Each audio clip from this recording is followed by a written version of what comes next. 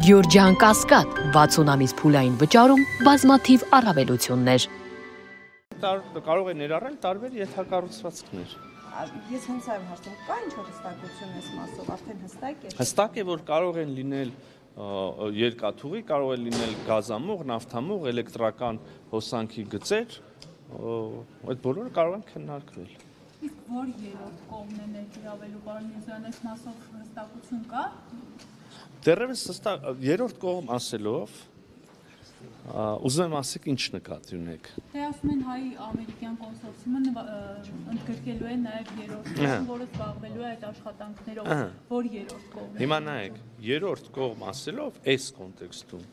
նկատի չունենք երկիր, կառավարություն։ Մենք նկատի ունենք, որ այո, հայ-ամերիկյան, Հայաստան, Միացյալ Նահանգներ կառավարություն երկրները կհիմնադրեն ընկերություն, որը կունենա այդ կառուցապատման իրավունքը,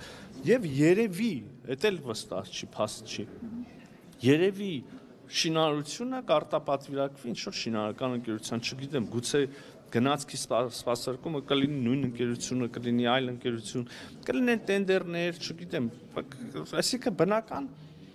տնտեսական ինչ-որ սելեկցիայի process կլինի, էլի տնտեսական շարժառիթներով։ Այտենց չնայենք հարցին Հայաստան, Ամերիկա եւ երրորդ երկիր, երրորդ կողմ էլի։ Գործնականում շատ մոտավոր կարող եք ասել, ապա շրջափակում, արդեն ճանապարհների գործարկում կա, մոտավոր պատկերացում երբ կլինի։ Նորից եմ ուզում հարցնել, ինչ նկատի ունեք։ Ասեմ ինչ եմ հարցնում, նայեք։ Ոնց որ թե ինչ որ մի կոմպոնենտ ապա շրջափակման արդեն եղավ, հա։ Հենց հիմա կամ մտել են Հայաստանի սահման, կամ մոտենում են Հայաստանի սահմանին բեռներ, որոնք անցել են, դուրս են գալ, շարժվում են Ռուսաստանից եւ Ղազախստանից եւ անցնում են Ադրբեջանի տարածքով, ադրբեջանական երկաթուղիներով, հետո Վրաստանով եւ մտնում են Հայաստան։ Կարող ենք ասել, որ ապա շրջափակման մի կոմպոնենտ եղավ, կարծում եմ այո։ Կլինի հետո ուրիշ կոմպոնենտը, հետո այն շրջանակը, որի մասին հարցում եք եւ ընթացակարգեր եւ հարցեր որ կլուծվեն, կլինի Հայաստան, Ադրբեջան ուղիղ կապող ենթակառուցվածք, երկաթուղի։ Դրա մասին եմ հարցնում, օրինակ դա։ Դե ախր քիչ առաջ ես ասացի, որ ինտենսիվ քննարկումներ են ընթանում։ Ես չեմ կարող ասել, երբ կդրվի առաջի ռելսը, եւ առավել եւս չեմ կարող ասել, երբ կգնա առաջի վագոնը։ Բայց ես կարող եմ ասել, որ մենք որպես կառավարություն եւ որպես պետություն շահագրգռված ենք, որ դա լինի օր առաջ։ Իսկ Թուրքիայի հետ, պարոն նախարար, հայ-թուրքական պայմանավորվածությունների իրականացումը։ Չեք լսում այս հարցը պատասխանը։ Լսում էի, այնտեղ։ Մենք Թուրքիայի հետ ունենք գրեթե ամենօրյա երկխոսություն եւ այս երկխոսության վերջնապատակը իհարկե սահմանների բացումն է եւ դիվանագիտական հարաբերությունների հաստատումը։ Եվ ես նաև քիչ առաջ հույս հայտնեցի, որ առաջիկայում մենք կունենանք շատ շոշափելի արդյունքներ այս ճանապարհում։ Իհարկե դրանց մի մասը Գյումրի-Կարս երկաթուղի բացումն է։ Եթե այդ է հարցի իմաստը։ Կա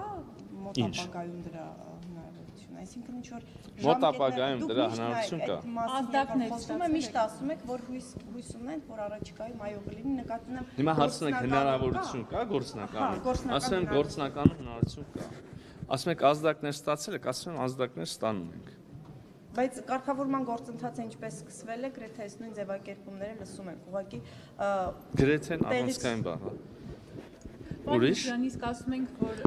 Հայաստան-Ադրբեջան խաղաղությունը այլևս հաստատված է, այլևս իրողություն է։ Հետաքրքիր է ուրվագծվում է այն ժամանակահատվածը, երբ օրինակ վերջնական կստորագրվի այդ նախաստորագրված պայմանագիրը։ Կդժվարանամ էլի ժամանակ ասել, բայց ուզում եմ մի հատ էլ ասել, այդ որ դուք ասում եք նախաստորագրում, այդ նախաստորագրմամբ Հայաստանի եւ Ադրբեջանի միջև հաստատված խաղաղությունը արձանագրված է։ Այդ նախաստորագրմամբ այդ խաղաղությունը արդեն հաստատված է։ Հիմա եթե շատ հայտարարությունները շարունակվում են։ Բաքվից ապակառուցողական հայտարարությունները շարունակվում են, դուք ասում եք, ես էլ կարող եմ ասել Բաքվից կառուցողական քայլերն էլ են շարունակվում, հա։ Համաձայն չեք, մենք մի րոպե առաջ խոսում էինք Ադրբեջանով Հայաստան մտնող բեռների մասին։ Կարող եք սա ապակառուցողական նկարագրել, կարծում եմ ոչ այդքան, բայց ես ձեզ հարց եք խոստացել, չէ՞ ամենասկզբում։ Սևանա անվանում է Գյոյչը,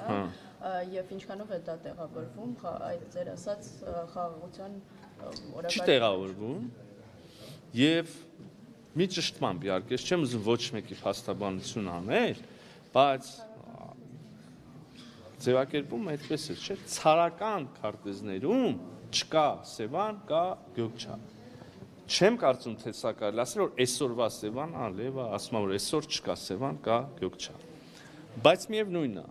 ամենակառուցողական ձևակերպումը չի եւ իսկապես չէինք ասի թե տեղավորվում է, հա, բանի մեջ խաղաղության նարատիվի։ Ես էլ կարող եմ ասել կան բազմաթիվ ցարական շրջանի քարտեզներ, որտեղ կա Սևան։ Չեմ էլ ուզում ավելի հետ գնալ պատմության մեջ, որտեղ շատ անհարմար իրավիճակ կարող է ստեղծվի եւ հայկական տեղանուններ տեսնենք մի քիչ ավելի լայն տարածքի վրա։ Խոսենք կենտրոնական իրական Հայաստանի, իրական այսօրվա սահմանների, Ադրբեջանի կողմից ճանաչված սահմանների մասին, ասում ենք կառուցողական նարատիվներ, քայլեր, գնահատականներ, լավ, բայց մյուս կողմից եկեք նայենք իրականում ինչ կա։ Կա ստորագրություն Ալմատայի հռչակագրով սահմանների փոխադարձ ճանաչման եւ տարածքային ամբողջականության փոխադարձ ճանաչման վերաբերյալ իմ համար որպես կառավարության անդամի սրա կշիռը անհամեմատ ավելի մեծ է։ Կա հայկական Հայաստան ուղևորվող բեռների անցում Ադրբեջանի տարածքով ադրբեջանական երկաթուղով։ Իմ համար սա անհամեմատ ավելի ծանր կշիռ ունեցող երևույթ է եւ քայլ։ Այս մյուս հայտարարություններ կան, ես չեմ ժխտում եւ ոչ մեկ չի կարող ժխտել։ Լավն է, չի ասի, բայց դե երևի կամաց առաջ կգնանք, էլի։ Իսկ ադրբեջանցիների վերադարձի մասին խոսակցությունները ինչ նպատակ կամ ինչ միտում ունեն։ Ինձ եք հարցնում։ Անհանգստացնող է։ Ես կարծում եմ, որ Հայաստանի քաղաքացիները պետք է ապրեն Հայաստանում, ենթադրում եմ Ադրբեջանի քաղաքացիները Ադրբեջանում, այդպես էլի։ Շնորհակալ եմ, ստեսություն։ Հարցնեմ գլխավոր խոչընդոտ։